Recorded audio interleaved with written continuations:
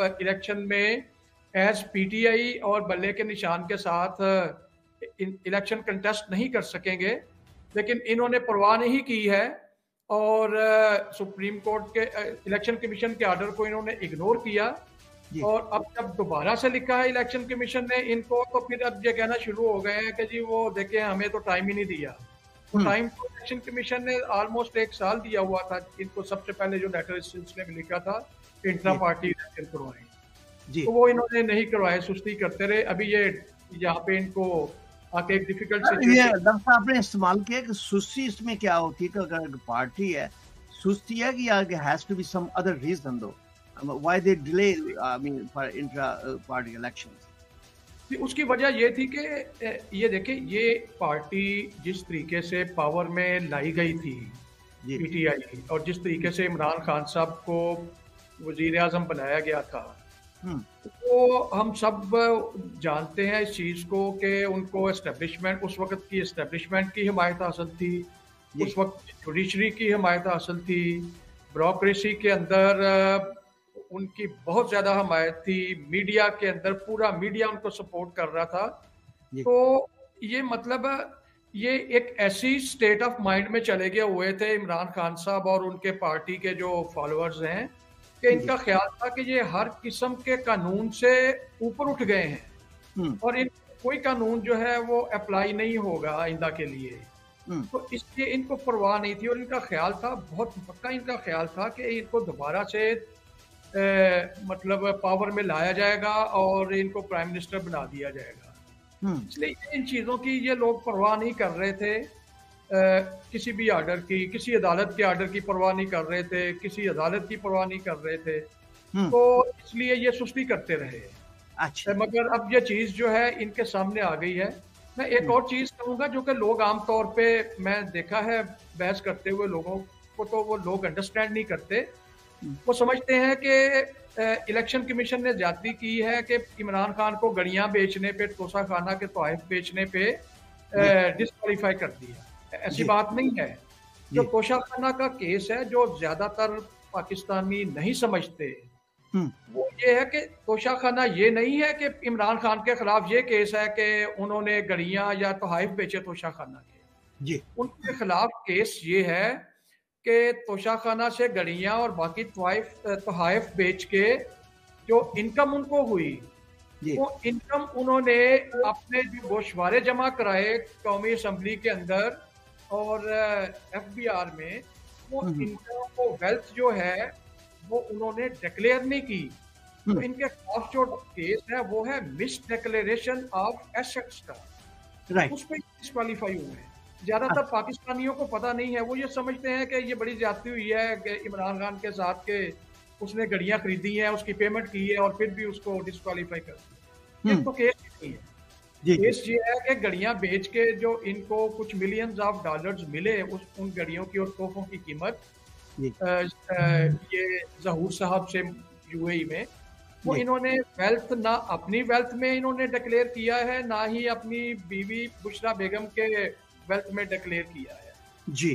Declare नहीं किया, लिहाजा इनके खिलाफ केस बन गया और उस केस पे इनकी डिस्क्वालिफिकेशन होगी। फारूक साहब, आप कुछ इस बारे में कहना पसंद फरमाएंगे?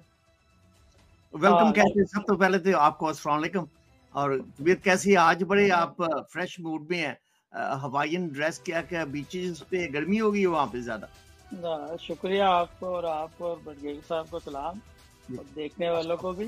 मौसम यहाँ फ्लोरिडा का बेहतर हो गया तो इसलिए मैं बैठा हूँ, लेकिन बहरहाल अभी बड़ी खैर हासिल गुफ्तगू की है ब्रिगेडियर साहब ने।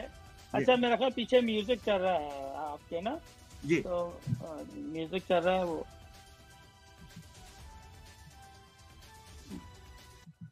जी।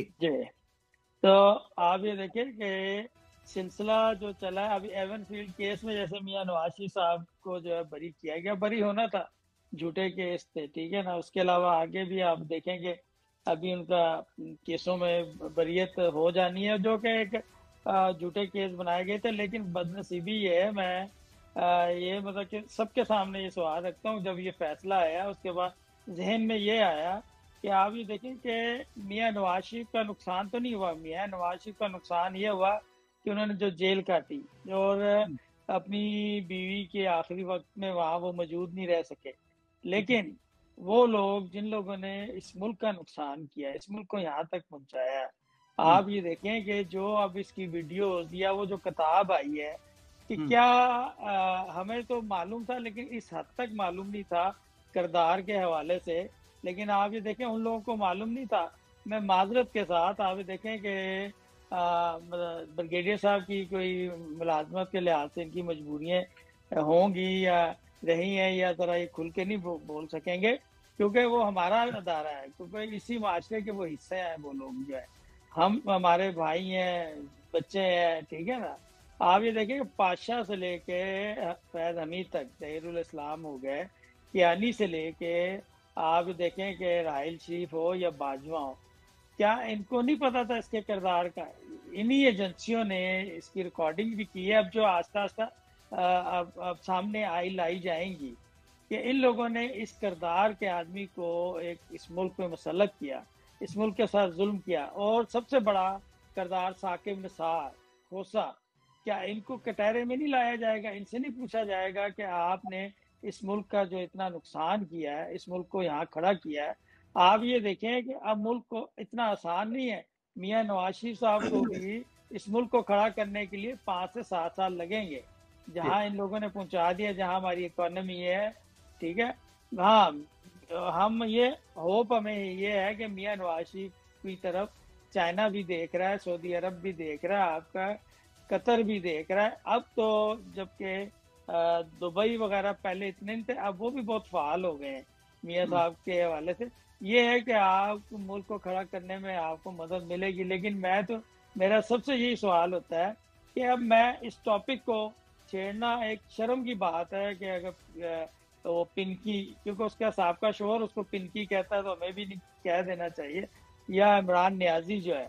اب ان کے بارے میں ہمیں بات کرتے ہوئے بھی نہیں، لیکن سر آپ اتنا فری ہونے کی کوشش نہ کریں. پنکی تو جن کی ہے ان کی ہے. آپ میرا مطلب ہے کہ اس کو بشرا بی بی بھی کہہ سکتے ہیں، کوئی ایسی بات نہیں. آپ اپنے میرا مطلب ہے کہ کیا لائن پہ کھڑے ہیں آپ؟ نہیں ہم تو دور بیٹھے ہوئے، بلکہ ڈار صاحب قریب ہے، وہاں لاہور میں ہے، ہم لوگ تو دونوں امریکہ بیٹھے ہوئے. تو لیکن میں کہتا ہوں کہ شرم محسوس ہوتی ہے کہ ان لوگوں کے کردار پہ اس پہ بات کرتے ہوئے جو چیزیں سامنے آئی ہیں. بس مجھے تو یہی خواہش ہوگی کہ کسی بھی طریقے سے ثاقب نثار کو لایا جائے، جس نے صادق اور امین کا ان کو سرٹیفکیٹ دیا، کھوسوں کو لایا جائے، ان لوگوں کو لایا جائے.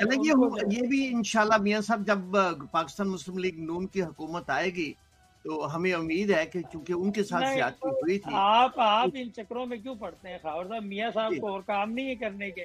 آپ یہ دیکھیں میاں نواز شریف آپ جو ہے انہیں سیدھا ملک کی اکانومی بہتر کرنے دیں، ملک کو جو ہے صحیح ٹریک پہ لانے دیں. مشرف کو بھی جو انہوں نے محمد ہے کہ فیڈرل گورنمنٹ ان کی دور میں ہوا تھا نا، تو کام تو سارے کرنے پڑتے جو کرنے والے. یہ ہمارے چیف جسٹس کا کام ہے، ہمارے جو چیف جسٹس ہیں ان کا کام ہے ان کو لائیں کہ ملک جو ہے یہاں جو اب یہاں تک پہنچا ہے، جو سروائیو کر رہا ہے، تو ان کرداروں کو سامنے لائیں، ٹھیک ہے، اور ہمارا جو ادارہ کام کرے.